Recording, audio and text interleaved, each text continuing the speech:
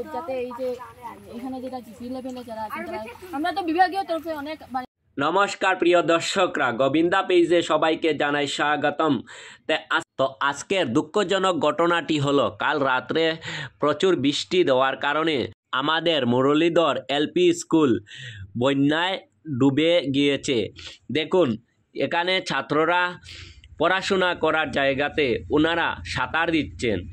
আমি আমাদের আঞ্চলিক সদস্য ও জেলা পরিষদের কাছে আবেদন করতেছি, এই স্কুল দুদিন পরে পর একটু বৃষ্টি দেওয়াতে ডুবে যায়, তাই এই সমস্যাটা সমাধান করার জন্য অনুরোধ করতেছি আমাদের জেলা পরিষদ এপি সদস্য। স্যার, আপনারা যেহেতু আজকে স্কুলে ডিউটি করা তাইছেন, তো আপনারা মানে অসুবিধার সম্মুখীন হয়েছেন, তো সরকারের কাছে আপনারা আবেদন কিতা?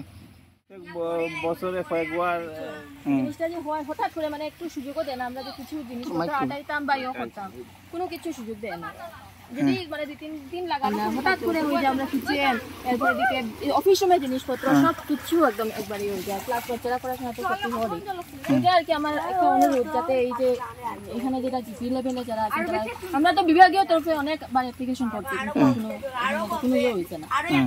যদি জিপি থেকে যদি কিছু একটা ইয়ে করা যায় তো সাহায্য পাই, তাহলে বাচ্চারা লাগে খুব ভালো হইব আর কি। আমরা তো হইবই, তো এরকম যদি আর 2-3 দিন প্লাট থাকে তো 2-3 দিন স্কুল বন্ধ রাখতে লাগবে।